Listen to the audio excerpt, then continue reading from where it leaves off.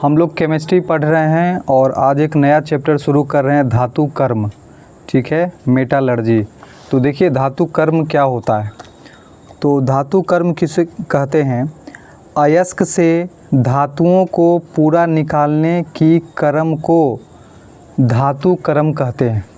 ठीक है, अयस्क से धातुओं को निकालना, अयस्क से धातुओं को निकालना धातु कर्म कहलाता है। ठीक है, अयस्क से धातुओं को पूरा निकालने की प्रक्रिया जो होता है उसको हम लोग धातु कर्म कहते हैं। अब देखिए अयस्क और खनिज किसको कहते हैं? तो खनिज किसको कहते हैं? पृथ्वी के अंदर से प्राप्त धातु युक्त पदार्थ खनिज कहलाता है। पृथ्वी के अंदर से प्राप्त धातु युक्त पदार्थ को क्या कहते हैं? खनिज कहते हैं। और अयस्क किसको कहते हैं? वैसा खनिज जिससे आसानी से और कम खर्च में धातु प्राप्त हो जाए उसको हम अयस्क कहते हैं। ठीक है, खनिज और अयस्क। देखिए खनिज और अयस्क नाम ही है। खनिज मतलब खनन के द्वारा प्राप्त किया जाता है पृथ्वी के अंदर से। ठीक है, तो खनिज पृथ्वी के अंदर से प्राप्त धातु युक्त पदार्थ को हम लोग खनिज कहते हैं और उसी खनिज में से कुछ को हम लोग अयस्क कहते हैं। तो किस खनिज को हम लोग अयस्क कहेंगे? जिसको हम आसानी से और कम खर्च में धातु प्राप्त कर लें तो वो हमारा क्या हो जाता है? अयस्क। यानी खनिज में ही कुछ को हम लोग कुछ खनिज को अयस्क बोलते हैं। ठीक है, कुछ खनिज को अयस्क। ठीक है, तो याद रखिएगा खनिज को हम अयस्क, खनिज से अयस्क बनता है। ठीक है, कुछ खनिज क्या बन जाता है? अयस्क बन जाता है।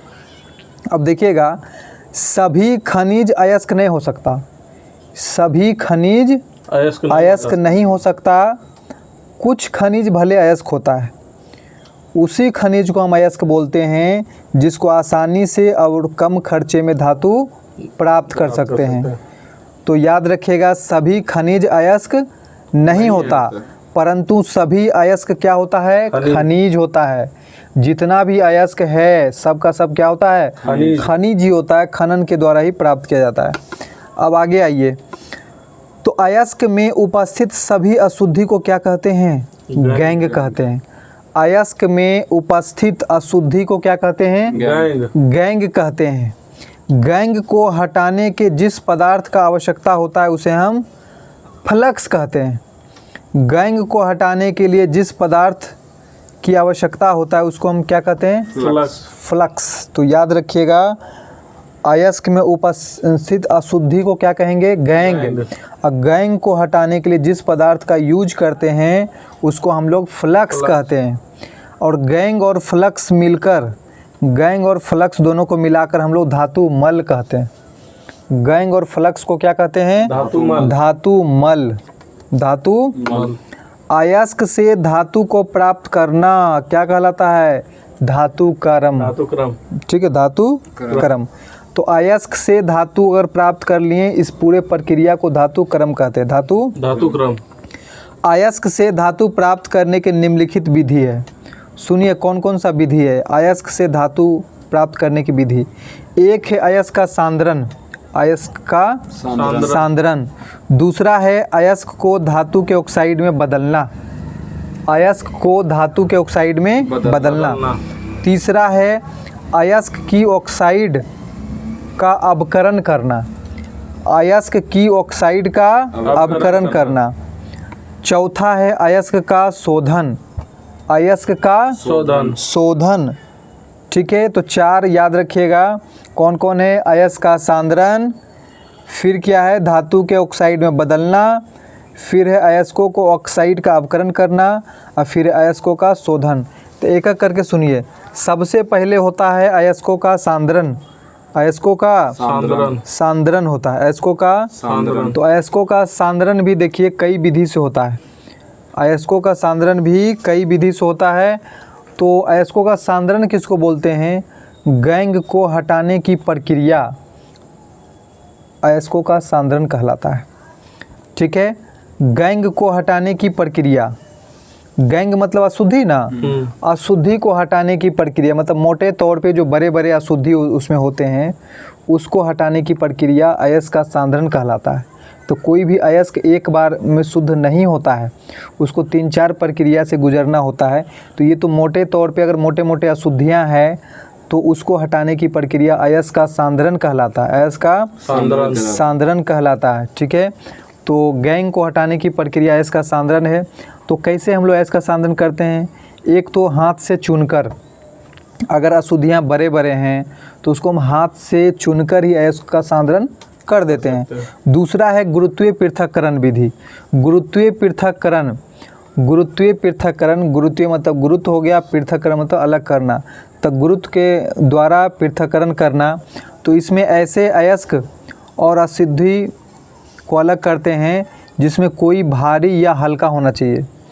अयस्क और अशुद्धि दो चीज़ होता है ना, अयस्क और अशुद्धि में कोई भारी या हल्का हो, कोई एक क्या होना चाहिए, भारी या फिर कोई एक हल्का हो, तो उसको हम गुरुत्वीय पृथक्करण विधि से अलग कर लेते हैं। ठीक है, गुरुत्वीय पृथक्करण विधि से अलग करते हैं। तो याद रखिएगा, हाथ से चुनकर अलग करते हैं कब?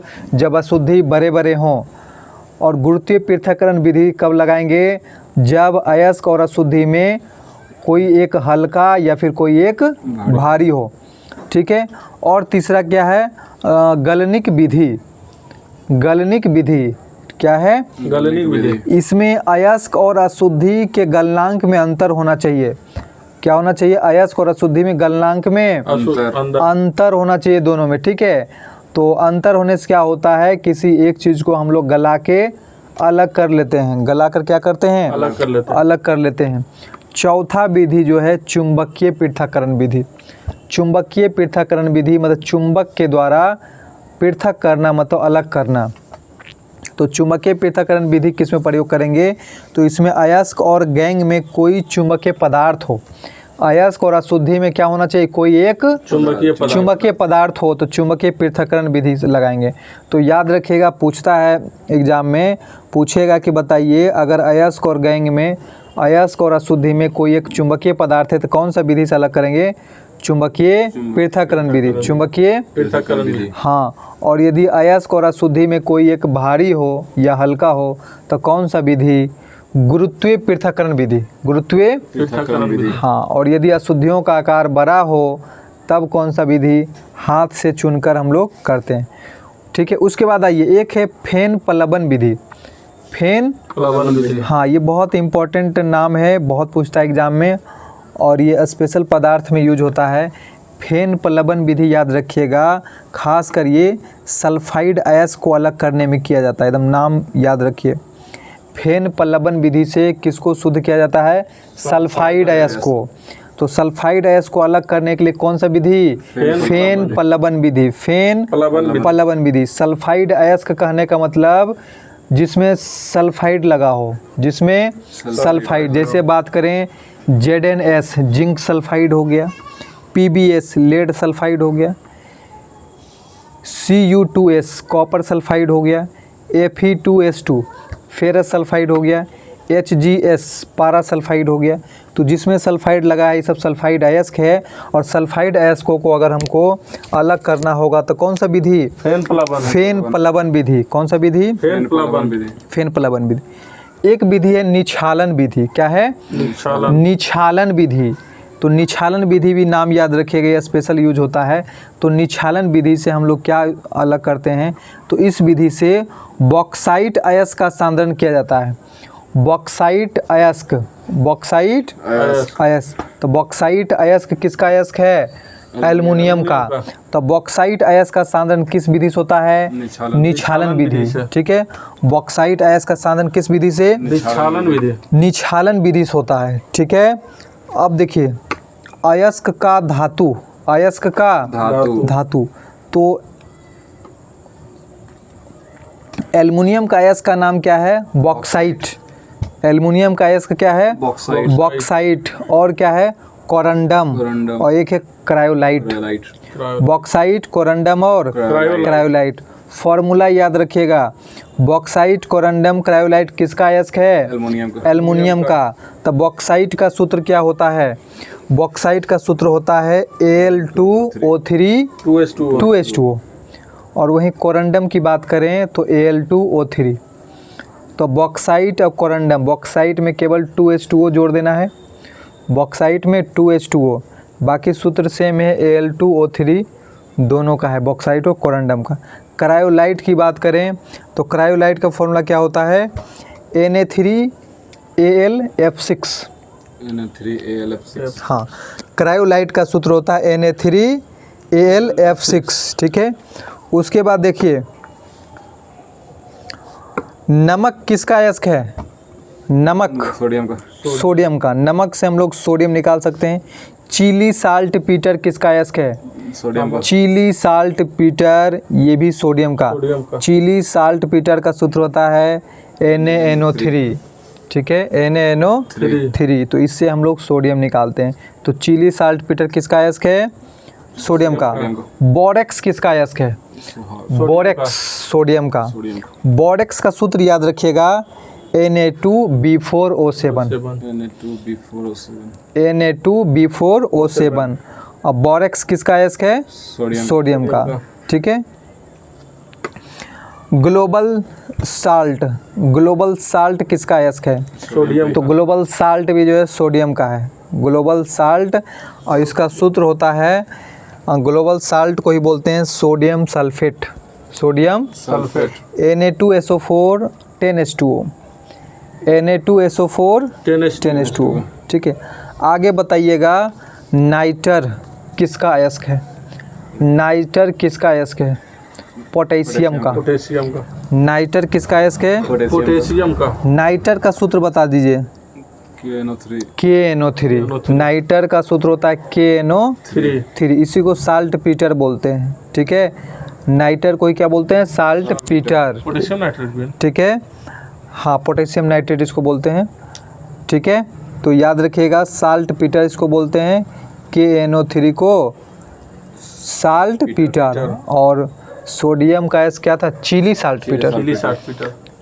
सोडियम का अयस्क होता है चिली साल्ट पीटर NaNO3। और पोटेशियम का होता है सिर्फ साल्ट पीटर है, जिसको नाइटर बोलते हैं, KNO3। कार्नेलाइट किसका अयस्क है? कार्नेलाइट। तो कार्नेलाइट भी याद रखिएगा पोटेशियम का अयस्क है, ठीक है। कार्नेलाइट किसका अयस्क है? पोटेशियम का। जिंक ब्लेड किसका अयस्क है? जिंक का, ठीक है। जिंक ब्लेड का सूत्र बताइए। ZnS। जिंक ब्लेड का होता है ZnS। कैलामाइन किसका अयस्क है? जिंक का। कैलामाइन का सूत्र याद रखिएगा ZnCO3। कैलामाइन का होता है ZnCO3। Zinc carbonate. बताइएगा सिनेबार किसका अयस्क है? सिनेबार पारा का। हाँ, सिनेबार जो है पारा का अयस्क है, सिनेबार पारा का। और सिनेबार का सूत्र क्या होता है? HGS,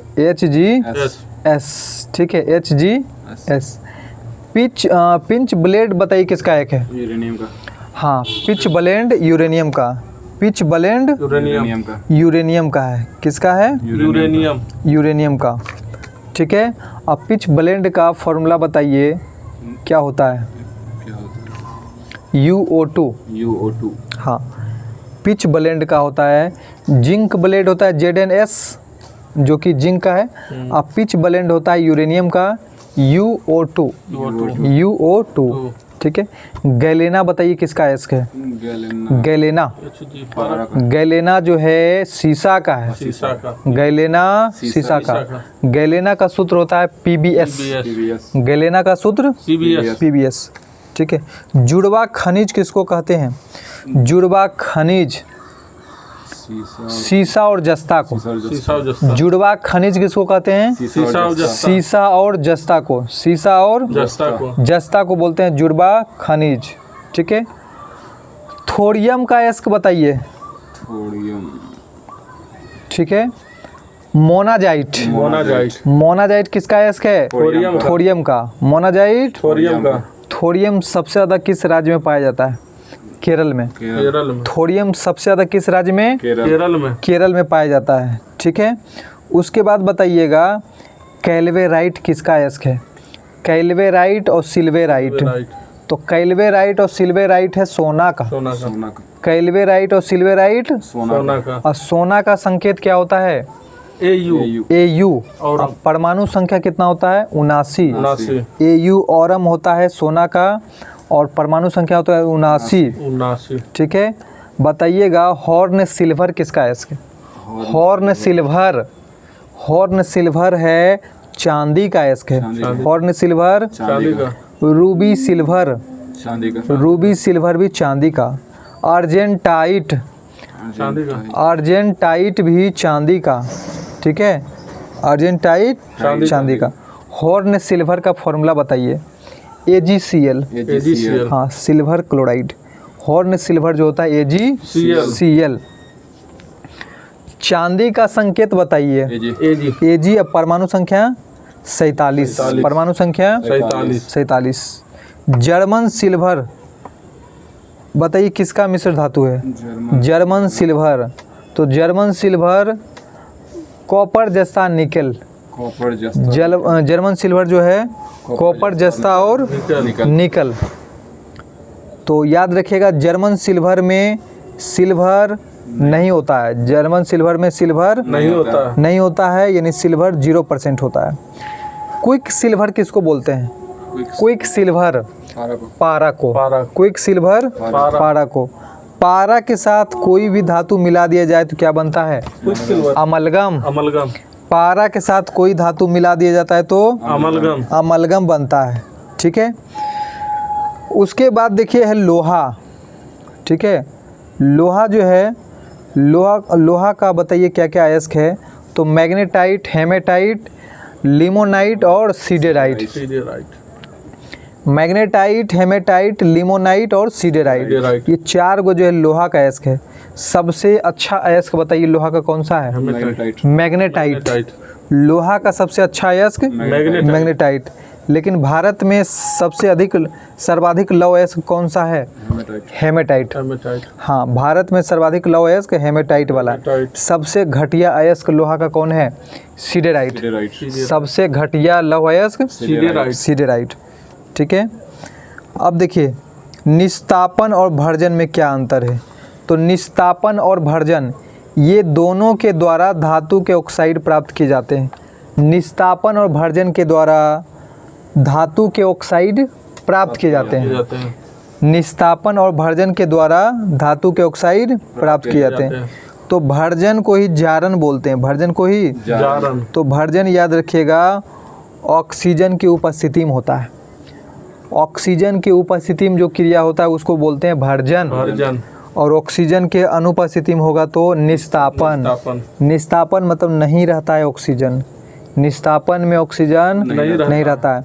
तो भर्जन याद रखिएगा, भर्जन निस्तापन दोनों से तो हम लोग धातु के ऑक्साइड ही प्राप्त करेंगे, लेकिन निस्तापन होगा ऑक्सीजन के अनुपस्थिति में और भर्जन होता है ऑक्सीजन के उपस्थिति में। एक याद रखिएगा सल्फाइड अयस्क के लिए किसका प्रयोग होता है? तो भर्जन। सल्फाइड अयस्क के लिए भर्जन।